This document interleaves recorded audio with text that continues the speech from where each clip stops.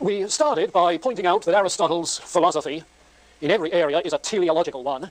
That is to say, there are certain natural ends which represent the proper functioning of whatever things we're talking about.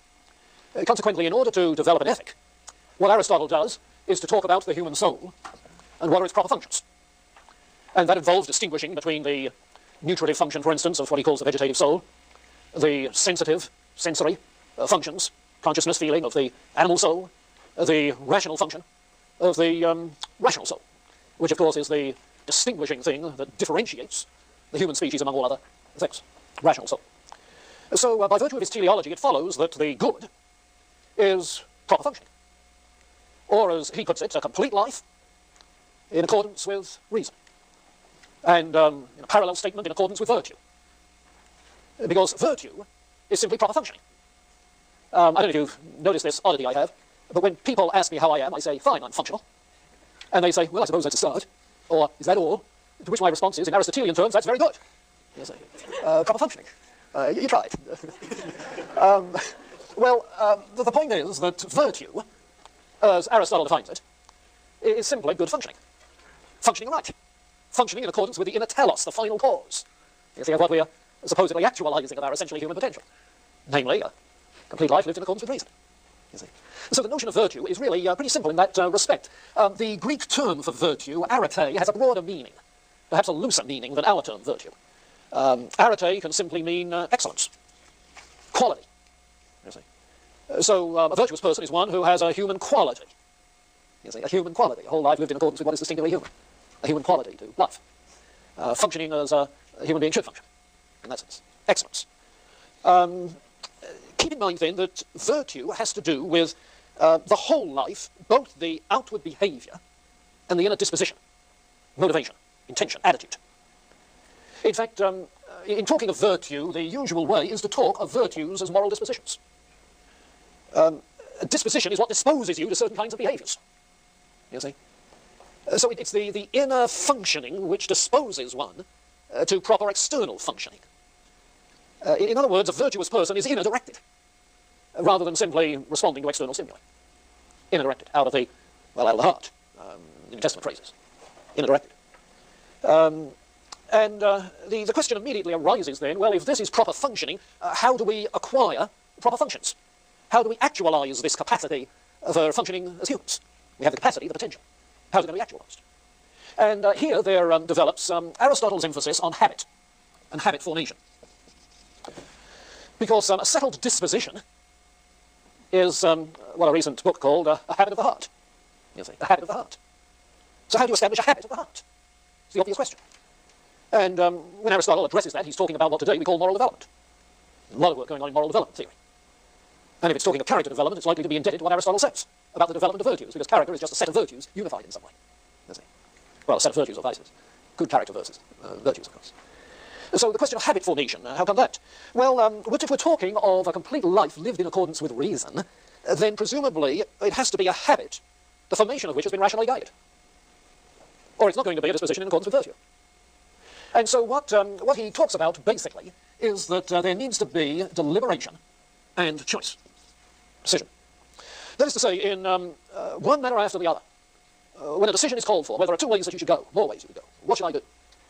Deliberation about the ends, the telos, what constitutes good functioning, deliberation about ends, and about the means of those ends, and choice in accordance with that deliberation.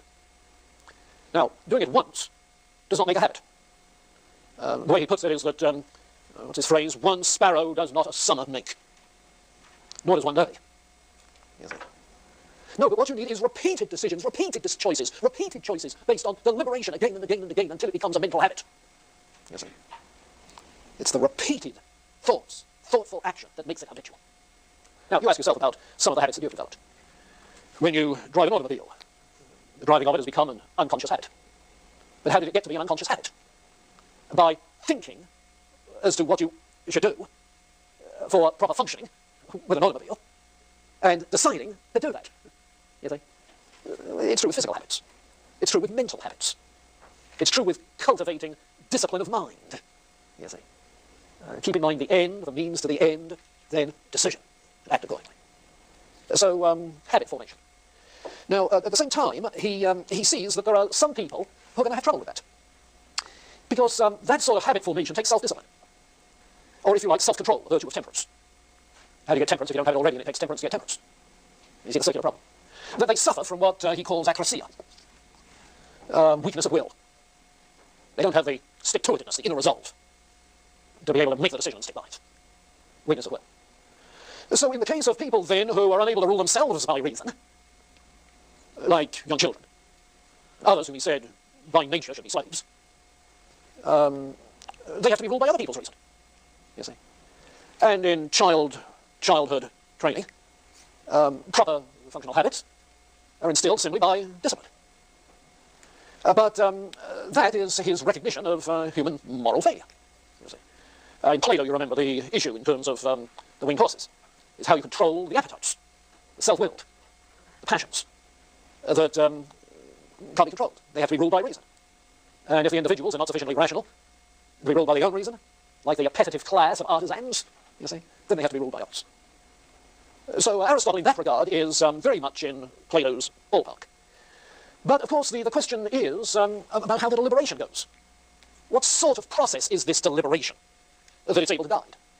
And the deliberation is such that we seek a mean between extremes. That is to say, if a virtue is a proper functioning of some aspect of the human soul, some aspect of personality, then a given personality characteristic, personality trait, might be in excess, too much, out of balance that way, or might be in deficiency, too little. So what you want is that quality of life that is neither in excess nor in deficiency, but hits the mean, the rational mean, the balance. So the role of deliberation is to find the balance. Now, you can see how that goes if you take a look again at his view of the soul, and how you see how the thing works. If we're talking of the vegetative soul, the vegetative life, okay, there the basic functions are nutrition and reproduction. And good functioning in those regards have as their end physical health. Okay? Physical health is good. Now, on the other hand, there is the animal soul. And in this regard, his attention is particularly on the sensitive sensory functions. That is to say, particularly conscious feelings, emotions, appetites, the appetitive dimension. And it's the proper functioning here produces what he labels as the moral virtues. Moral virtues in which the appetites, the desires, and emotions are in balance. Yes. Well, of course, you have as well the rational soul, with its functions of thought, and speech, doing art. And here, what you want as proper functions is the intellectual virtues. Virtues of intellect. And of the virtues of intellect, he distinguishes two. One is practical reason. I take it back, practical wisdom, and the other is contemplative wisdom. Okay? Practical reason, contemplative wisdom. Now, about the sensitive life, feelings, appetites. Those feelings may be felt too much or too little. Excess, deficiency. What we need is rather to feel whatever we do, desire, at the right times, with reference to the right objects, towards the right people, with the right motive, and in the right way. Now, that's balance, you see. And that's what you're looking for in deliberation. To feel, for instance, anger at the right time with reference to the right objects, towards the right people, with the right motive, and in the right way. Okay? To feel hungry, to feel hunger, to be driven by it at the right times with so on and so on and so forth. So becomes a matter then of monitoring and guiding, controlling the emotional life, moral virtues. And as you've been reading Aristotle, you notice all the various virtues that he talks about. The virtue of courage, for instance. The excess of that kind of characteristic would be foolhardiness. Deficiency, cowardice. The virtue of generosity, a giving attitude towards people. The deficiency would be miserliness, stinginess. The excess, profligacy, throwing it around unwisely. And so the mean between extremes is, in terms of proper functioning, defined as keeping the emotional life in proper balance. Okay. Remember that way back to the pre-Socratics, the notion of what is rational, what is just, what is the proper order of things, is always in terms of balance and proportion. Balance and proportion. Okay. So he develops it in that direction. You might say, well, what is the place of pleasure in the moral life? And he addresses that in a couple of places in his Nicomachean Ethics. He's explicit that pleasure is not the same as happiness. Happiness, of course, is proper functioning. well-being. Pleasure is more of an emotion, a feeling, you see, which might be had in excess or in deficiency towards the wrong things at the wrong time, so on and so forth. The trouble with pleasures are that they are intermittent, they're contingent on external events, largely beyond our control. There are many different kinds of pleasures that are of various moral worth. So pleasure cannot be the highest good if we evaluate pleasures by some other standard, if pleasures are of varying moral worth. After all, there is pleasure in going out on the town, and there is pleasure in reading Aristotle. The two things are of varying moral worth, so forth. No, in reality, his moral psychology is that pleasure is not an end to be pursued. It's more of a byproduct, a side effect of actualizing certain other ends. You see, you can be so intent on wondering what you're spending on that delicious meal out is worth it, that when it's all over, you're not sure you enjoy it. You see, now, it's in the fulfilling activity as such that the pleasure is found, not in the end as an end in itself. It's a fringe benefit. Well, the other two things then that we have to pick up on in this this whole business of moral development have to do with the function of government and the place of the arts. Because Plato saw both of these as contributing to the improvement of the soul. So does Aristotle. In fact, it's characteristic of political theory all the way through until we get to people like Machiavelli. Renaissance. The function of government has to do with the good, rather than with power, with the good. So Aristotle then looks at government in terms of the human telos, you see. And he defines the human being not only as a rational being, but as a social being, a societal being. By nature, we are social beings, he says, and that, what in translation is a phrase, by nature. In Greek, it's just the word phusai, one word. By nature. Of course, it's loaded with significance of all this teleology. Everything in nature has its final cause, its telos, its end, you see. By virtue of its nature, its essence, its form. By nature, humans are social beings. It's of our very essence to be social beings. We're not functioning aright except as societal beings. We don't function aright in isolation. Aristotle could never have written Robinson Crusoe. You see. Daniel Defoe knew what he was doing. He was an 18th century social philosopher in the age of individualism. And you read the critical literature on Defoe, and it all comes tumbling out. What Defoe is picturing is the self-sufficient, rational human being, alone on his island, you see, with his goats and his god. The goats, of course, he domesticates, brings them under the rule of reason, like animals have to be, you see. And when the savages come to have their cannibal feast, he certainly wouldn't have anything to do with them. In fact, he rescues man Friday, you see, and keeps a stern eye on him until he is sufficiently rationalized that they can have a social contract. The Spanish sailors come, they're not sufficiently rational, he doesn't trust them. The English sailors come, social contract, and the way they sail to a more social life. You see. But Aristotle could never have written that, because the conception of an isolated individual alone on his island, unbeknown, we're social beings. You see. We're social beings, with an interdependence.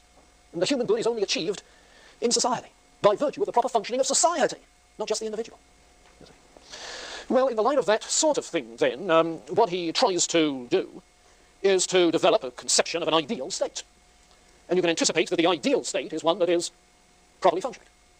Properly functioning in the light of the nature of the state and its proper end. In other words, what is a just society? What is a just society? A just society is one which is rationally ordered for the common good. Which is rationally ordered for the common good. Yeah. What is a just, a good individual? One whose emotions are properly ordered for the common good. I mean, for his good. For the good. So the state, in that sense, is the individual writ large. It has to be properly ordered for the common good. And there, the parallel to Plato begins to peter out.